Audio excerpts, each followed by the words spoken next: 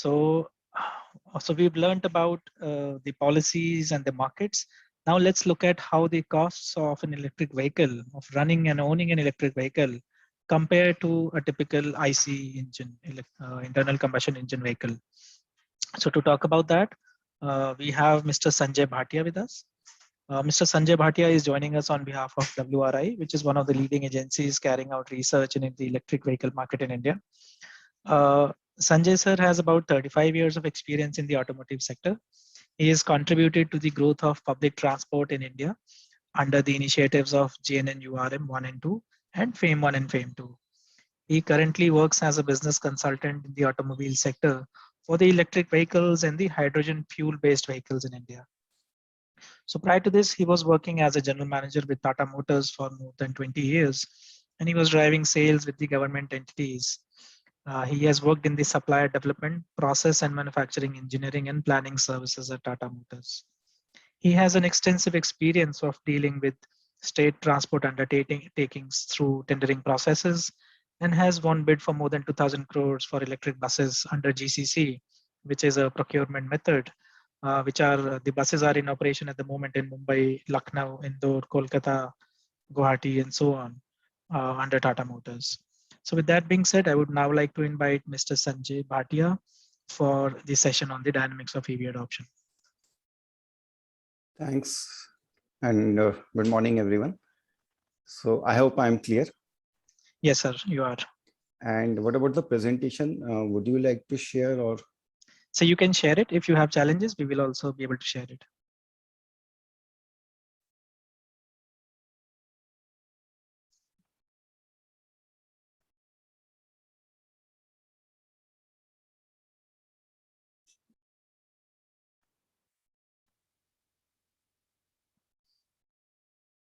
If you want us to share, we will share it. Yeah, okay. I think you can do that. Yeah. Gaurav, can you please share the presentation? Yeah.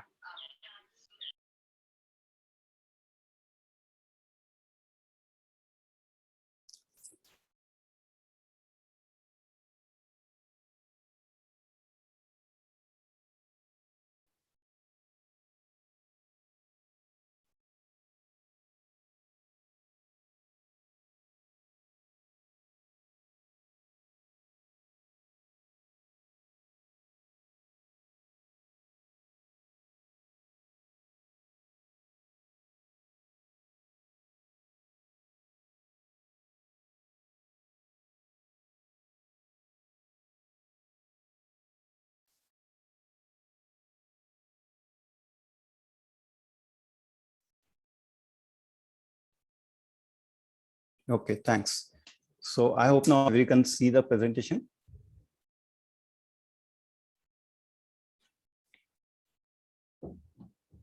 Can I start?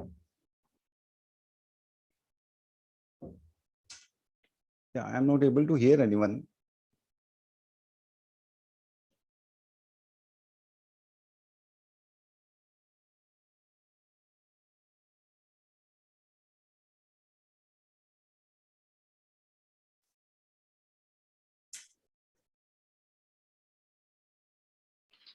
You can start, sir.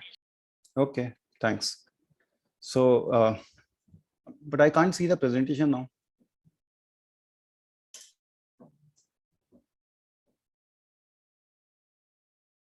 Dhruv, I'm able to see your screen now. Yeah, this is okay. So come to the first slide. Next one.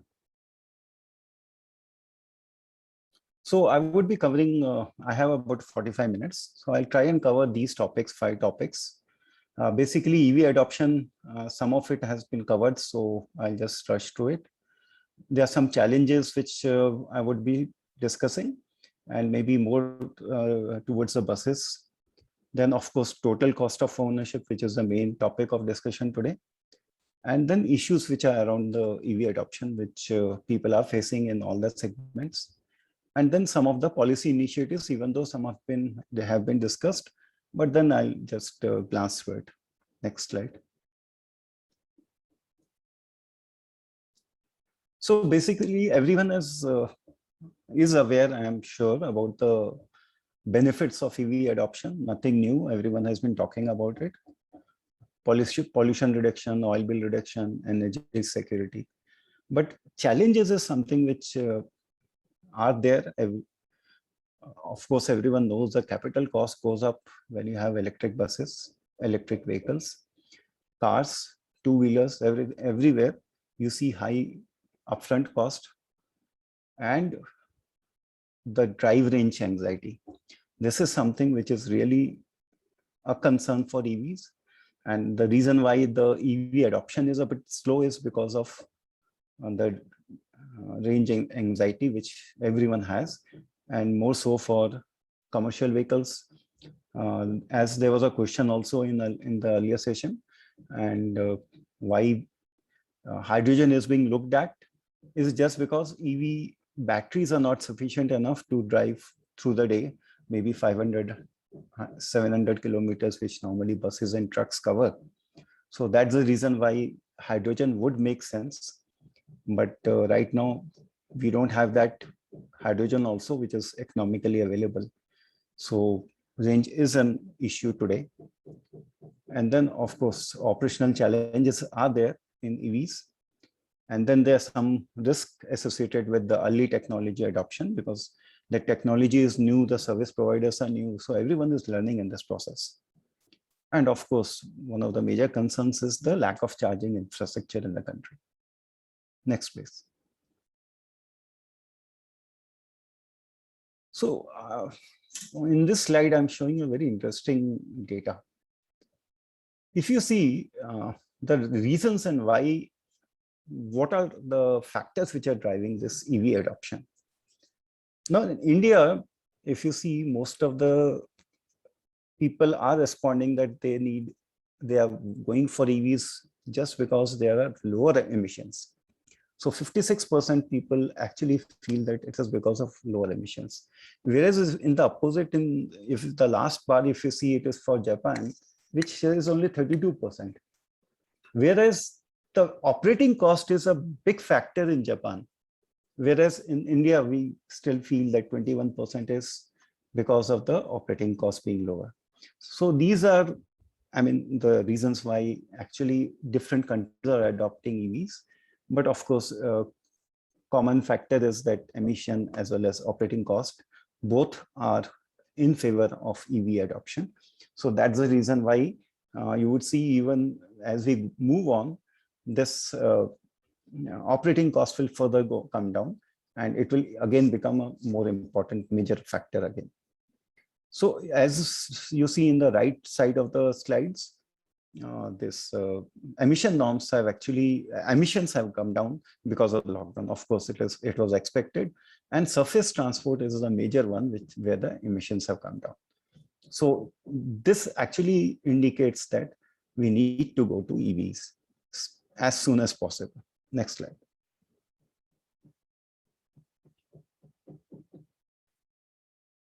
So giving you a brief about what is the difference between EV and earlier ICE vehicles. So we had engines, whether it's a car or a two-wheeler or a four-wheeler. So there were engines, and then there were tanks for the fuel. And then, of course, the engine developed the power for the vehicle to move on. Now, these engines have been actually replaced by motors and controllers. And the fuel tanks have been replaced by the batteries. So here, the main advantage which you get with EVs and electric vehicles is that the number of parts comes down, and so is a complexity with the whole vehicle system. So naturally, if your number of moving parts are coming down, your maintenance cost will also come down. The only problem and the only issue which we have to manage is the batteries. Next, please.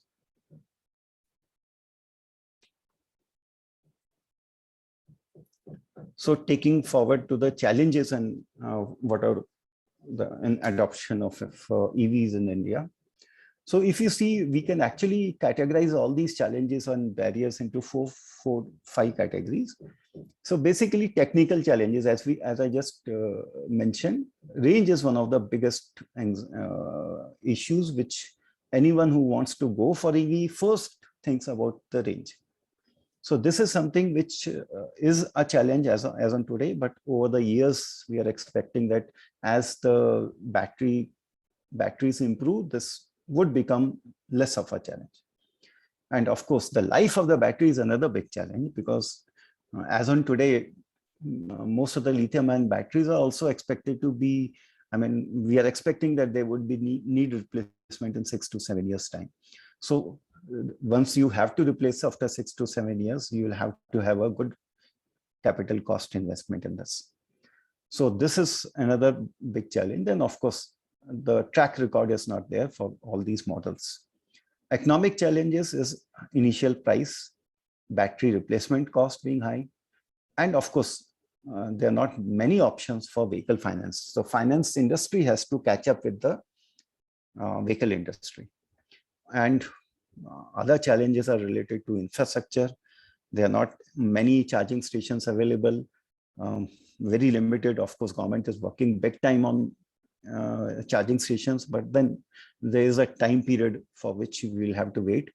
Maybe 4 or 5 years down the line, we will have almost all the major highways with charging stations installed. And then not a big challenge, but of course, repair and maintenance workshops are not there. But as I said earlier, the number of parts are less. So naturally, the workshops requirement will also be less. But then, of course, we'll need some workshop somewhere. Then, of course, another challenge is the cost, import dependence on the battery manufacturing. None of the cells are being manufactured in India, and there's no immediate plans also. Huge investments are required.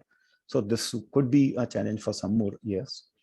And then, of course, public awareness is not there among the social challenges. And people are afraid of using this new technology. So these are the things which have to be overcome. And one of these programs which UK PACT is doing is actually taking care of these issues only. So next. So as I mentioned about EV versus ICE engines, in case of ICE engines, gasoline engines, the efficiencies are less than 30%, even though it is mentioned 20%, but in some of the cases it is 30%. But in case of EVs, it is more than 80%. So the efficiency goes up. And of course, the challenge is the energy density of the batteries is something which is improving day by day. But of course, even in today, if you see, it is gasolines are at least 100 times better, 100 times denser. So this is something which, as the time progresses, we will have better batteries where the density will go up. And as the density goes up, the weight comes down. And as the weight comes down, you will have a higher payload. So today, the challenge is whether you carry more batteries or you carry more passengers. So especially when you talk about commercial vehicles. So here, as the battery technology improves, we will see that we would need smaller sized batteries with higher capacities. So as on today, if I take example of a bus, actually, if you want to operate the bus for about full day, you need at least 250 to 300 kilometers in a city. And in case it is an intercity application, you need 400 to 500 kilometers operations. And for 400 to 500 kilometers operation, you need at least 300 to 400 kilowatt hour battery size. And having that battery, then you may not have sufficient space for passengers. And in India, we normally overload our buses. So these are the challenges which electric buses will have for some more time. Next. So as I was talking about the battery, which is the high cost component of an EV, today it forms almost 40 to 50% of the cost of the vehicle. So we have to be concerned, we have to be knowledgeable about the whole batteries, the systems which we are using in our vehicles. We started, of course, with lead acid, but they were not suitable for buses till the lithium-ion batteries came in picture. The buses were never suitable for buses. But now, if you see, if you see the batteries, I mean, giving you a very brief about what is the specific energy and the power density. So battery, whatever energy which is stored in the battery is actually in kilowatt hours. And that is called the specific energy, which affects the range and the weight of the vehicle. And of course, the range and size also depends upon the energy density which is there in the vehicle.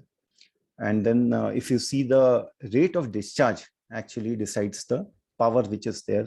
And that is actually that actually defines the acceleration and the weight at which the vehicle will move. So all these battery related concerns are more related to safety, cost, and the life.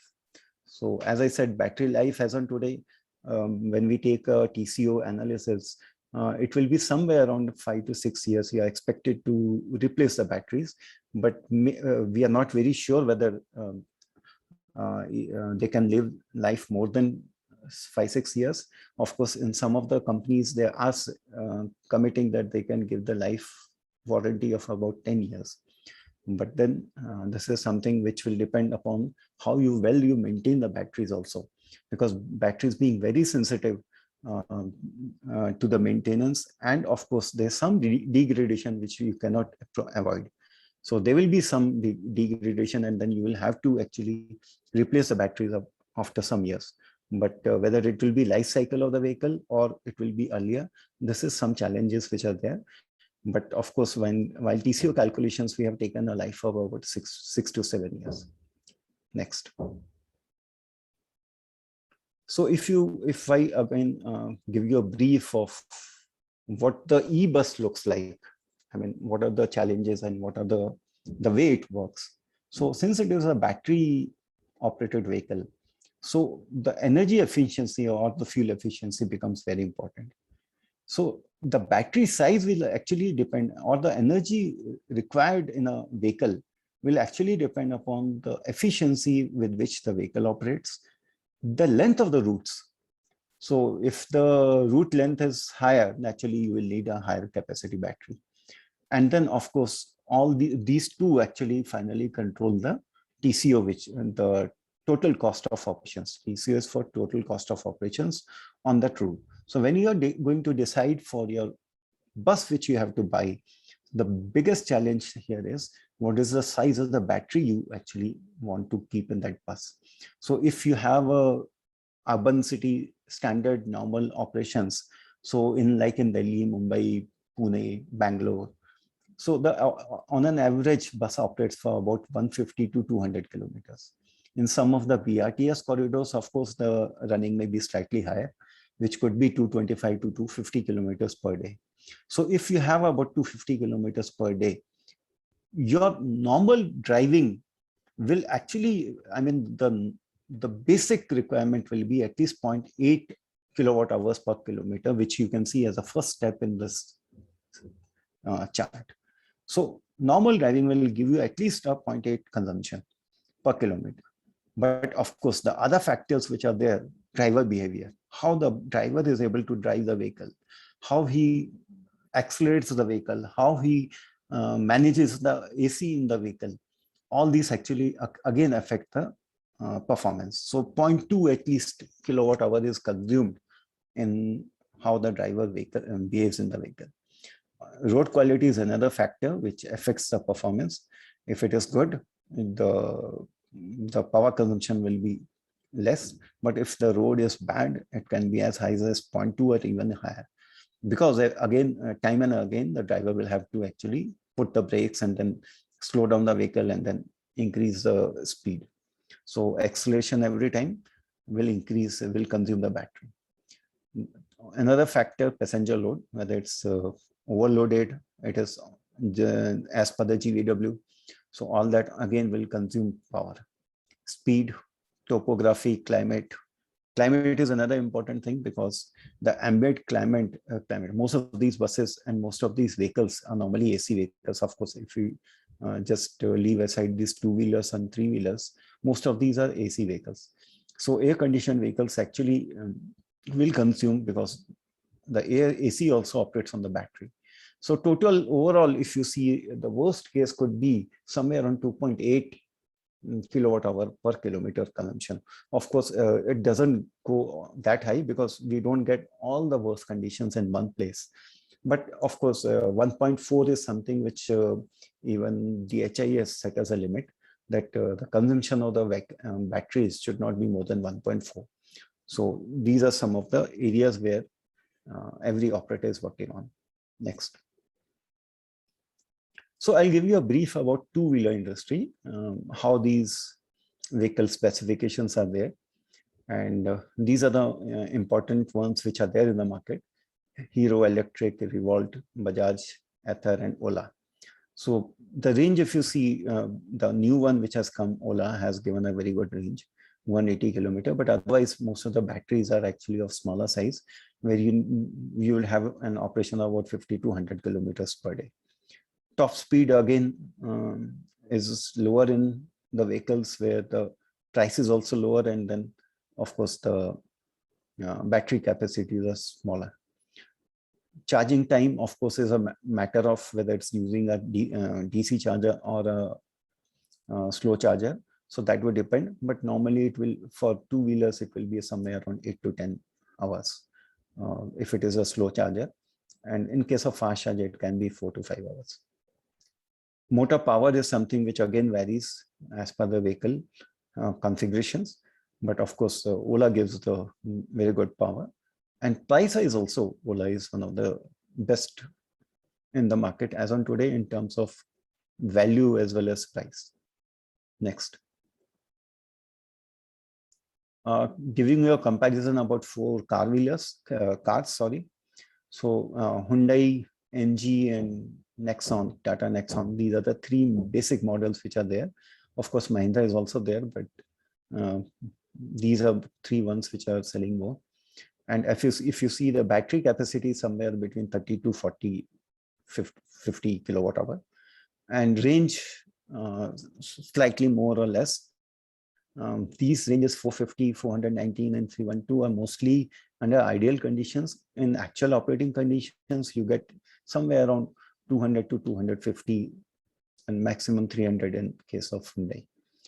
Power is, of course, the motor power, which is quite similar in all the 3 cases. Charging time, 57 minutes as given in case of Hyundai is actually for a fast charger up to 80%. You cannot charge up till 100%. 100% will naturally need more time. Charger capacities, of course, varies between whether it's a fast charger or slow charger, and price-wise accordingly, starting from 14 lakhs to about 24 lakhs as a price range. Next. I wanted to give you one more comparison on the buses. Basically, 3 manufacturers are there in the market: Tata Motors, Electra, and Ashok Leyland. And of course, PMI is also there, but their buses are not many buses are there on road, so I didn't put that. Battery capacity is something which varies again, depending upon the range and the length of the bus. So if it's a 9 meter or 12 meter, the buses have a capacity starting from 124 to 350 kilowatt. So as I said earlier also, the challenge is how much battery you can carry in a bus so that you don't compromise on the passenger load. And then the range again depends in city conditions. It may be as low as 80 kilometers and maybe as high as 250 kilometers or even 300 kilometers in some cases you may find. Power is almost similar in all the manufacturers. Charging time again depends upon whether it's using a DC charger or a slow charger.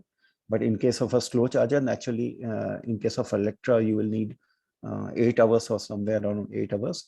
And in case of DC fast charger, you will need around 2 to 3 hours or maybe even 3 to 4 hours as the case is. Next.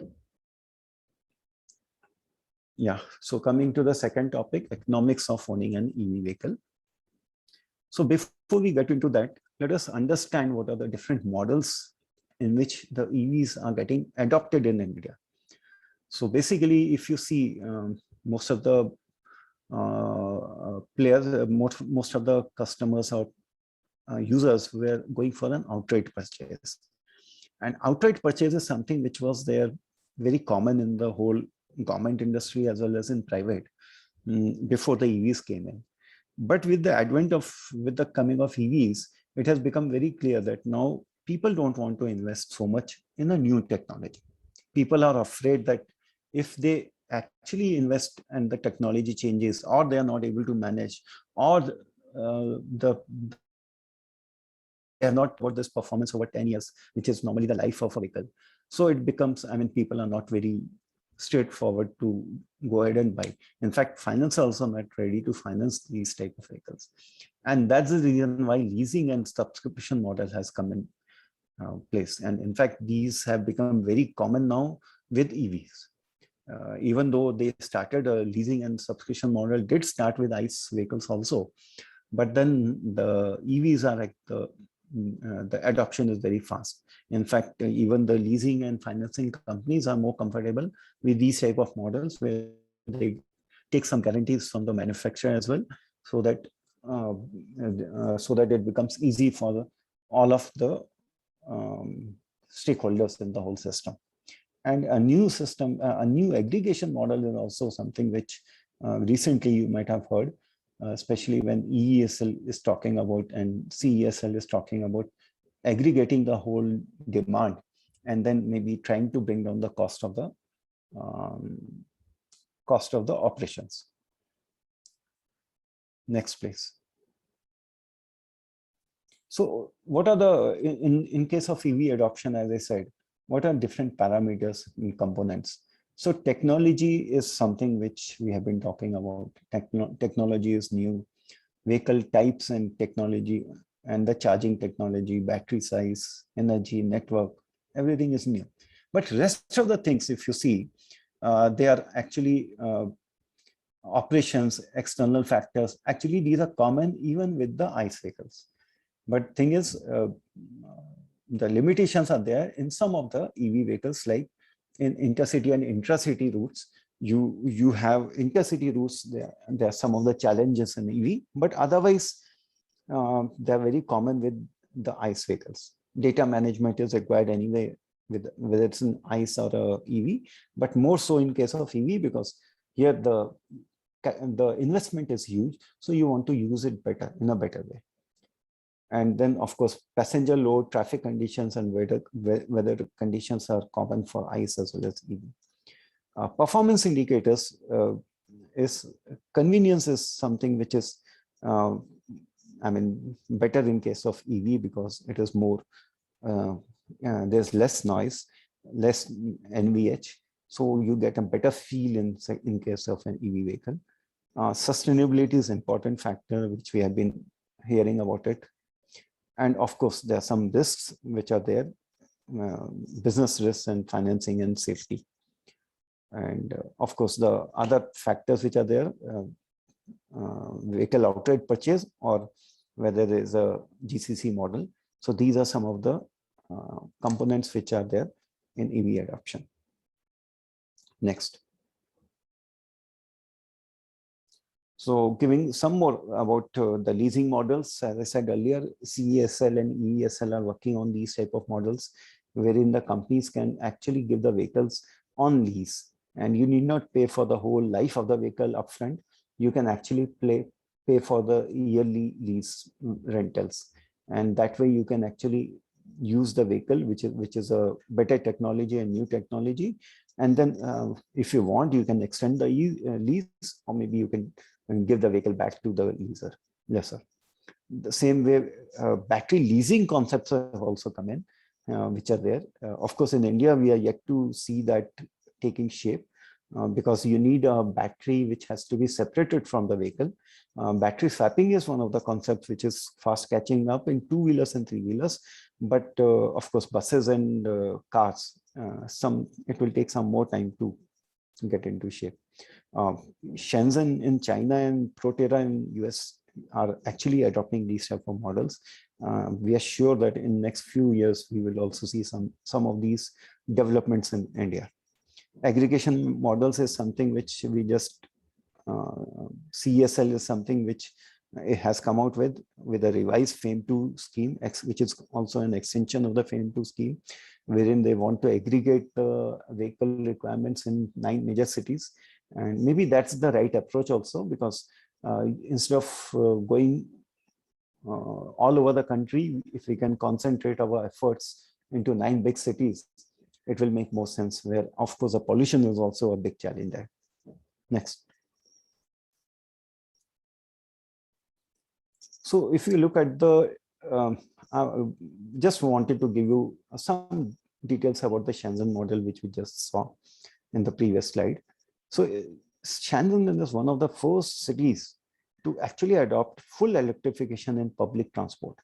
So not only buses, but even taxis are now with electric. So this is something which is needs some more depth study, how they have done it.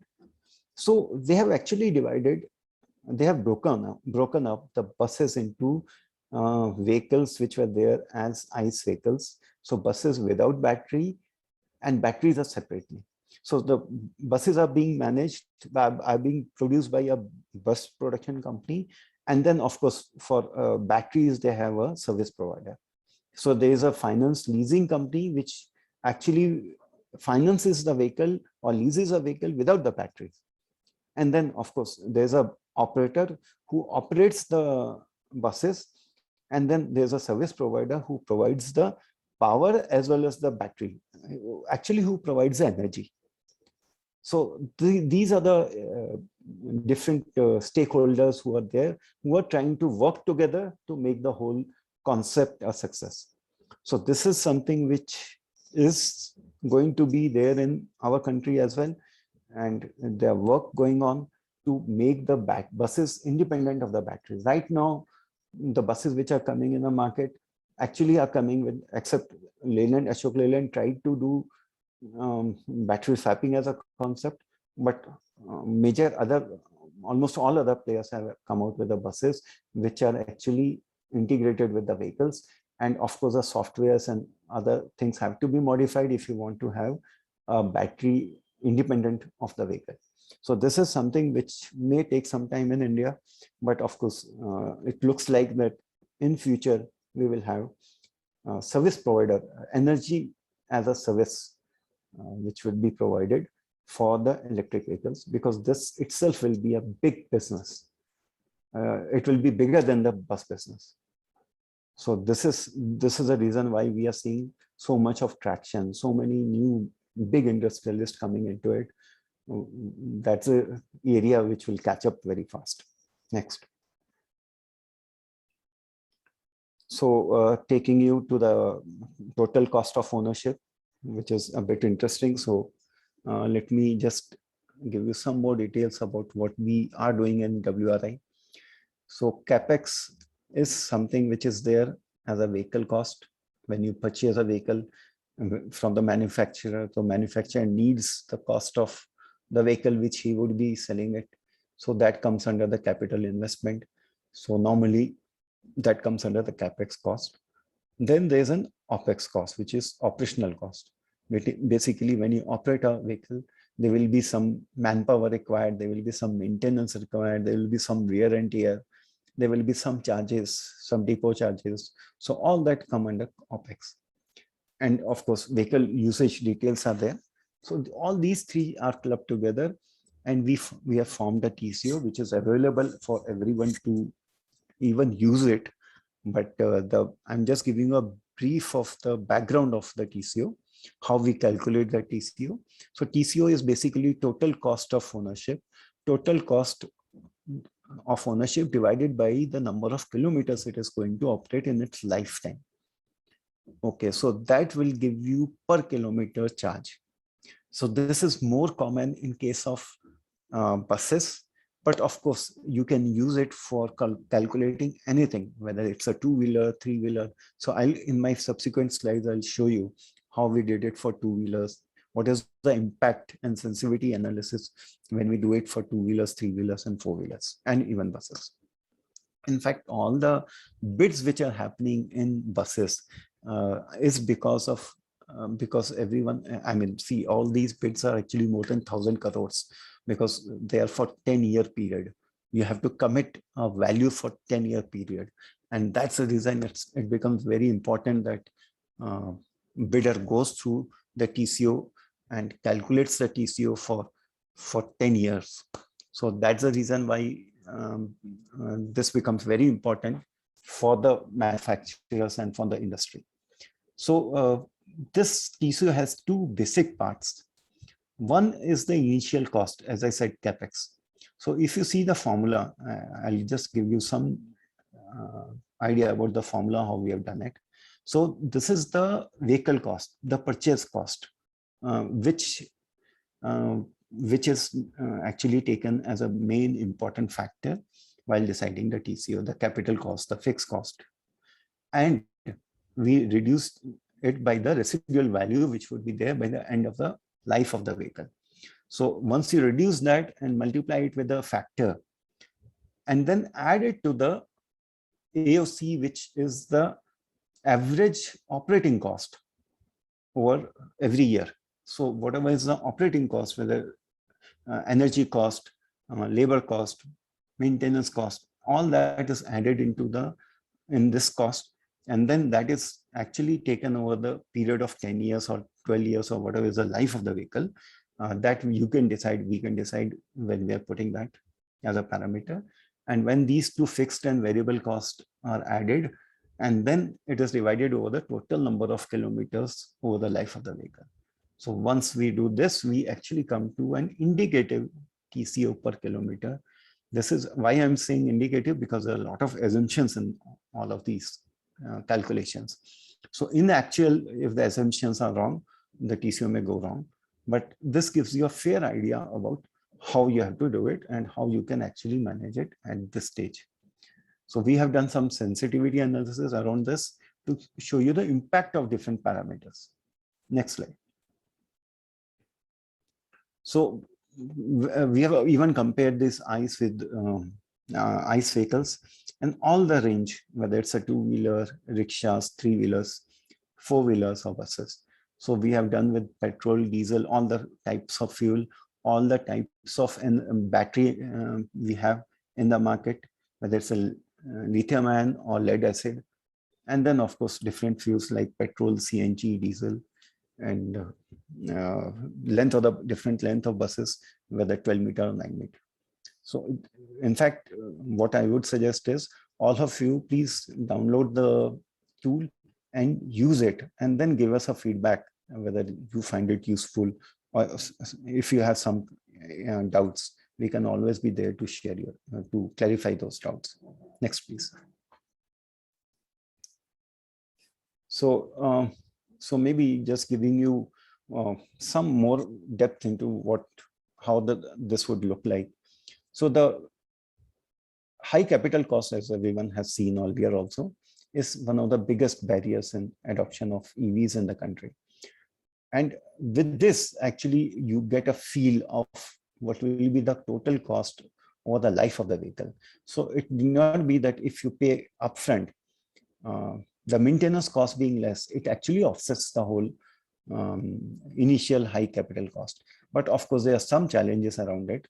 Like if you see the comparison of TCO per kilometer of a CNG bus, which is 12 meter AC, which comes to somewhere around 49 rupees per kilometer. For a diesel bus, if it is low cost, because many diesel buses are actually very low cost if you see which are operating. So they are not actually one-to-one comparable with the EV vehicles, because EV vehicles, actually most of these EV vehicles, if you see in the market, which are already operating in Maharashtra, Telangana, if you see, these vehicles are actually high-end vehicles. So they have air suspensions, they have ACs all across, they are low floor normally, and they're very comfortable to ride with. So they are not comparable, actually, there's no right comparison, but just because of the cost comparison we are showing here. So they would be cheaper than 40 by around somewhere around 44, if 49 is the CNG price per vehicle. And of course, if it's a high-end diesel vehicle, then of course it comes more than 60. So EV bus, if you see for this particular comparison, it will be somewhere around 60-61 rupees. So this gives you a fair idea. And of course, this is with the subsidy. So maybe we are not just, the subsidy is important. Without subsidy, another 10 rupees increase would certainly be there. Same way we are compared with diesel cars and e-cars. The interesting part of this chart, if I like to explain, is if you see the e-autos with lithium-ion batteries, they are actually much cheaper than their counterparts in ICE. Same way, if you see e-rickshaws are also cheaper. That's the reason why you would see more adoption of EVs in these two-wheelers and three-wheelers, where actually you are able to manage the cost better because the batteries are not that big. That's the basic differentiator. Because the batteries being costly, as on today, these are imported, so the cost goes up. And hence the two-wheeler, three-wheeler, it's becoming easy to adopt. And four-wheelers and buses are finding a bit difficult. They need subsidy. And that's the reason why there's a subsidy also from DHI on these bigger vehicles. Next. So we are trying to do the same exercise on commercial vehicles as well, because this is a tool is available. The tool is not different for buses or two-wheelers or three-wheelers. So that is getting extended to commercial vehicles. So we have light commercial vehicles, medium and heavy. We have tried all these tools again on these vehicles also. Again, there are different parameters. There are some assumptions which we are using. Of course, those assumptions have to be vetted by whoever is operating these vehicles and whoever is planning for these vehicles. So once you have your assumptions, you can always go for these tools and use them and find them. They would give you a very fair idea about what will be the cost. Next. So giving you some idea about the sensitivity analysis of these TCOs. So taking you through a three-wheeler, suppose we show you the analysis. So we compared this TCO per kilometer of e-rickshaws without subsidy and e-autos again without subsidy with CNG three-wheeler, petrol three-wheeler and diesel three-wheeler at an average running of about 100 kilometers. If you see, in case of e-rickshaw, it is somewhere around 1.3 rupees per kilometer. Whereas in case of diesel, it comes to somewhere around 2.6, which is almost double. So that's the reason why you can, of course, there are some assumptions around this, but then you have to be careful with those assumptions. This is what you would get. In the right side of the chart, if you see, again, we are now using it for different kilometer range. Suppose you want to operate it for 50 kilometers, of course, the cost will be high. But if you increase the range to 200 kilometers per day, so the cost will come down to as low as 1.16 in case of an e-auto. And in case of CNG, of course, it will be slightly higher. And it makes more sense to have an EV and then operate it over a higher range, higher kilometer, so that you have better utilization of the vehicle. And then, of course, the cost comes down. So last mile delivery is something which will actually be beneficial in the initial terms till the battery cost comes down. Once the battery cost comes down, even all the EVs would be easy to operate and the TCO will further come down. Next, please. Same way, if we see the cargo segment, three-wheeler cargo segment, the last mile connectivity again is catching up in India. This chart actually shows the e-commerce last mile as well as the long range vehicles. So this is how the market is growing. And in the right chart, again, you will see the comparison of these with and without FAME studies, how the FAME study impacts the TCO. So this is what we are trying to show here. And if you see with the range, with increased usage of the vehicle from 50 to 200, how the cost comes down from 4 rupees to 1 rupee. So again, I'm saying three-wheeler is something which will catch up fast, and maybe slowly and slowly we will have more attractive TCO in case of four-wheelers and buses. Trucks may be a bit late because the range is something which is a big challenge, because you can't operate a truck with 200 kilometers. You will need at least 400 to 500 kilometers. And if you have 400 or 500 kilometers of range, you will need a battery which will be actually more than the payload of the vehicle. So that's the reason why truck adoption in trucks is a bit of a challenge. Next.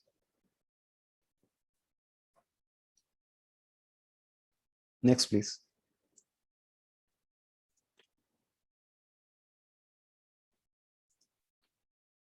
Yeah. So giving you some more idea about now the buses. Comparison of TC of e-buses with ICE counterparts on average travel distance of about 200 kilometers. If you see in case of a 12-meter AC bus, it comes to somewhere around 64 rupees. But if it is a diesel high-cost bus, of course, it will be higher than this. But if it is a diesel low-cost bus, it will be lower. So ICE actually with higher features. Actually, all these ICE, all these EV vehicles have features even which are better than high-cost buses. So that's the reason why, with subsidy, of course, the TCO is somewhere which is better than diesel vehicles. And that's the reason why we are seeing now almost 1,000 buses are there already operating in the country. And I'm expecting that at least in next one more year, more than 1,000 again will be on the roads. So by end of say 2022, maybe 22 March, at least 2,000 vehicles will be on road. That's the effect of subsidy which is there, which is now in buses, it is around 20,000 per kilowatt hour. So that's the reason the subsidies are higher in case of buses because of high capacity of the batteries and the initial cost being high. Same way in the right side of the chart, you can see for 9 meter how the vehicle cost actually decreases with the in different categories with different vehicle types. So somewhere around 58 rupees is a TCO for an e-bus, which is 9 meter AC. And for a diesel, it is high cost. It's better than, it's higher than the high cost diesel bus. Again, because here the battery capacity is full and you're not able to carry more passengers. So naturally the TCO will go up. So 12 meter makes more sense. 9 meter is slightly costlier. Next.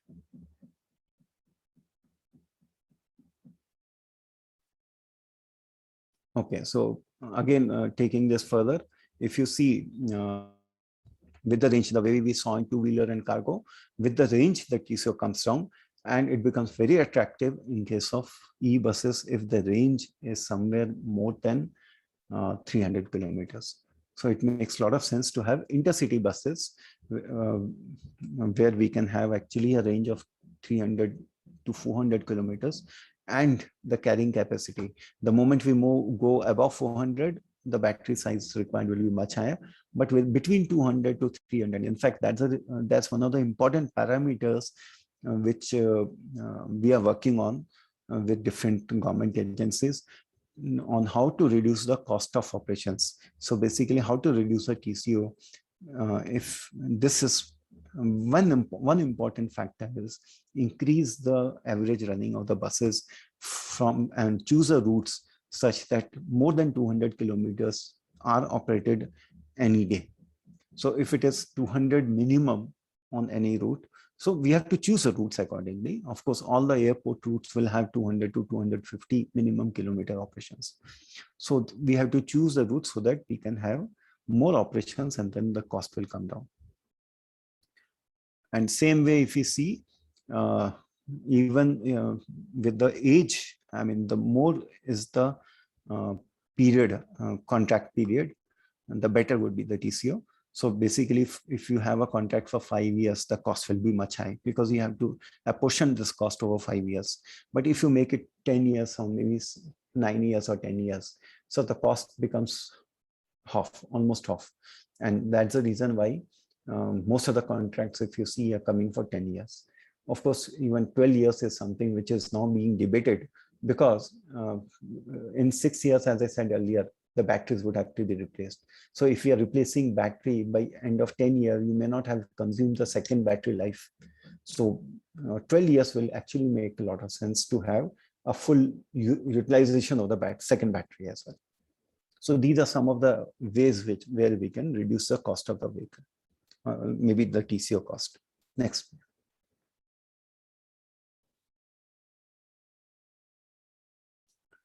So as if I can try and summarize that, whatever we have discussed. So distance traveled per year has a very high impact on the TCO.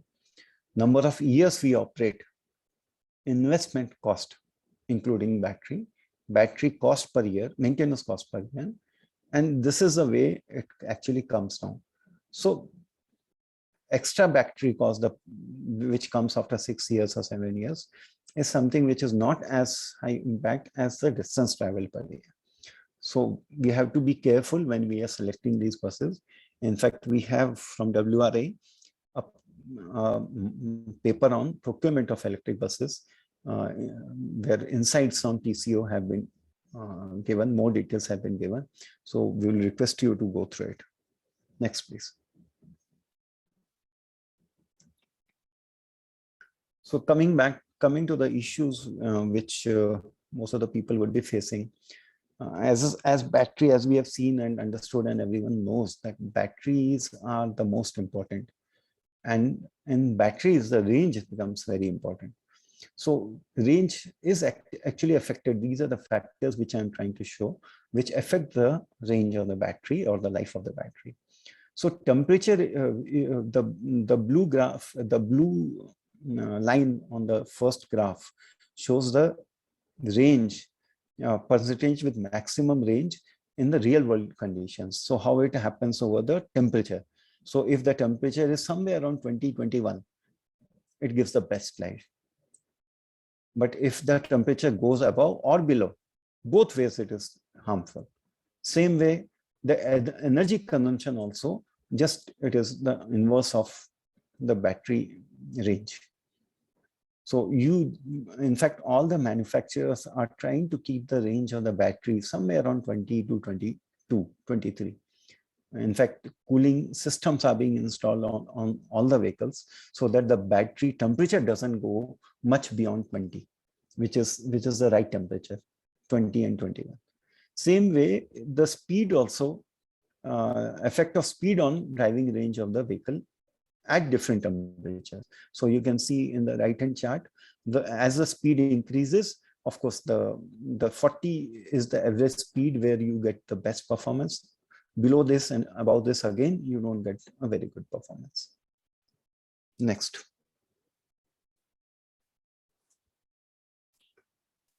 So even at WRI, we have recently published a book on EV charging infrastructure. Of course, I could see many such work being done by others also. But of course, WRI has also done this work of planning for charging infra, and then we have tried to compile the standards for EVs, and then different stakeholders, how and what role they can play in order to make it more effective. Next. So this is something regarding the EV, basically the raw material criticality of the vehicles. If you see, EV manufacturing and raw material mining is mostly happening in few countries, whereas adoption is actually happening across the world. So that's the reason why it is becoming more of a challenge, how to actually even spread this across the world. So there's a mismatch on raw material mining, which is mostly concentrated in few of the countries. And of course, there are other important factors that innovations are happening as the usage started in lithium-ion batteries, and chemistries and different types of batteries are coming in use. So that would be another good development in the near future. And of course, as we have discussed in other earlier sessions also, recycling of these batteries would be more important, and second use of these batteries would also be important, because in automobiles you will need batteries which are good in shape, but then after the 6 years of use, you can still use it at other locations and other applications. So this is something which will actually reduce the cost further. Next. So policy initiatives, we have already seen some of the impact of the policy initiatives in AP. Maybe let us see something which is there in Maharashtra. We are trying to just show you something, a new policy, very dynamic policy has come up in Maharashtra for EV. So they have taken a target of 10% of the two-wheelers by 2025. New registrations have to be 10% at least. And of course, the subsidy will be available, which is for these two-wheelers. Subsidy for two-wheelers in FAME 2 is separate, and state government is separately giving a subsidy. So till 31st of December, the subsidy is 25,000. But if it is after December, subsidies around 10,000. So early adoption subsidies are there. And then there are scrappage incentives for the old ICE vehicles, which are as high as 7,000 rupees. Then of course, some assured buyback and battery warranty incentives which are there with the OEMs for 12,000 rupees. So with FAME 2, if you see in the chart, with two-wheeler lithium-ion batteries, low cost and high cost, how they compare with the revised FAME 2 and with the Maharashtra policy impact. And when we take the impact of both these policies, we get the best out of it. So the EV two-wheeler will be almost as low as 0.67 rupees per kilometer.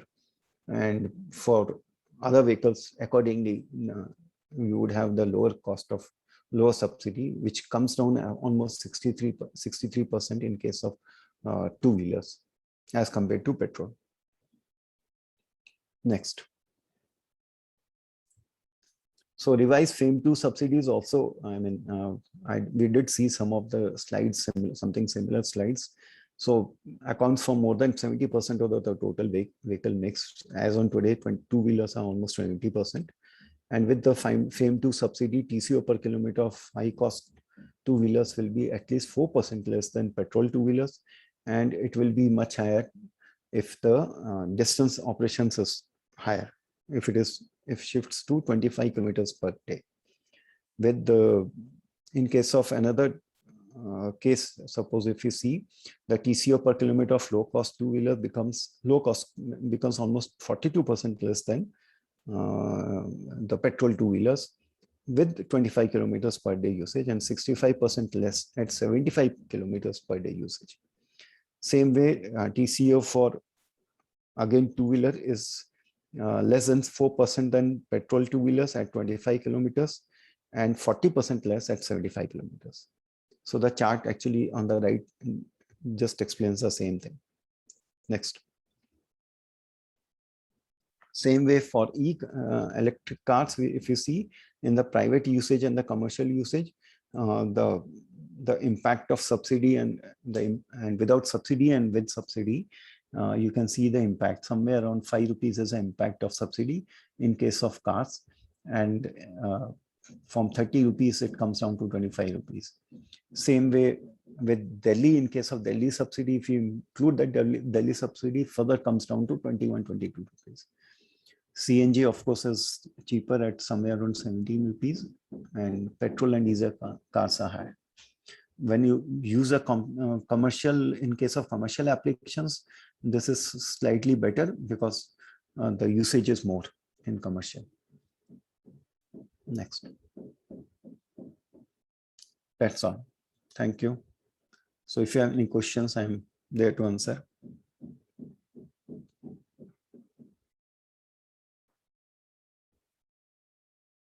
Over to you, Dhruv.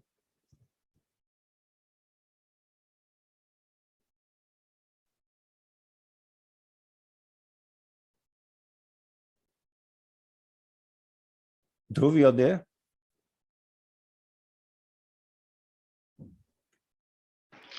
Yes, sir. So thank you, sir, for the informative session.